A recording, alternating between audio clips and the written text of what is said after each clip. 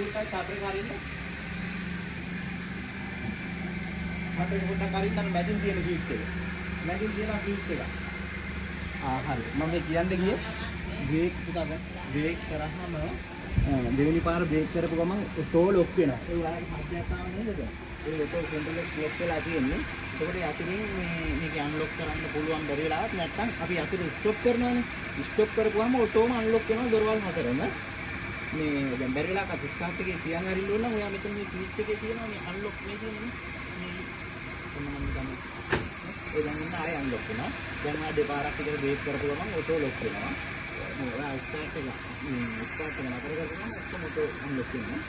නැත්නම් මේක අපි දැන් මේක මම දැක්ක දවසට පොඩ්ඩක් මේ එහෙම වුණා අන්තර ගමු මේකෙන් සාත් දෙනවා මේක පොඩ්ඩක් බලන්න හරි අපේ ගාන මේ කීය දාලා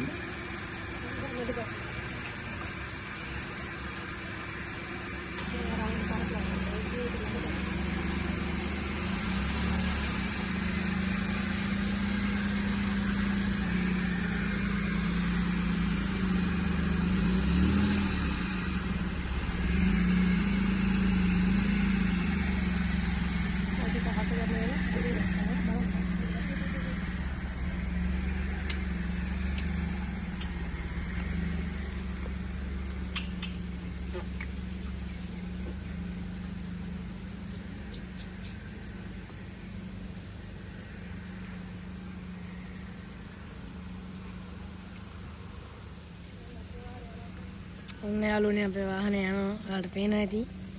එච්චර කාලයක් අවුරුදු 6ක් තිස්සේ තිබ්බ වාහනේ ඔන්න ගියා.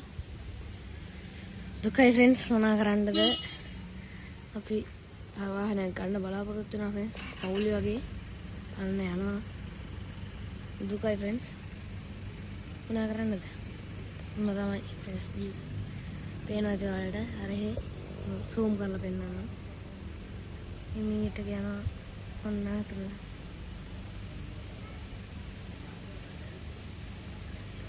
මේ තියන්නේ ගත්ත කට්ටිය ආපුවක අර දැන් මේගොල්ලෝ යනවා. ගියා ෆෝන් හන්දයක් එමුණනේ.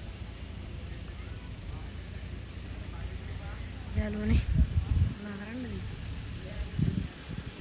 ඔව් දැන් මේගොල්ලොත් යාළුවනේ. ඊට පස්සේ ටික කාලෙකින් තමයි ෆ්‍රෙන්ඩ්ස් වාහනයක් ගන්න වෙන්නේ. ඒ කාලේ ඉන්නවා වගේ එකක්. දුකයි ෆ්‍රෙන්ඩ්ස් මොනා කරන්නද යන්නේ නැහැ. ඔයාලට පේනවනේ වාහනේ ගියා. මේගොල්ලෝ නම් තාම ඉන්නවා. හරි ෆ්‍රෙන්ඩ්ස් ආය අලුත් වාහනයක් ගන්න බලාපොරොත්තු වෙමින් අපි ඔයාලා යනවා. එහෙනම් බයි.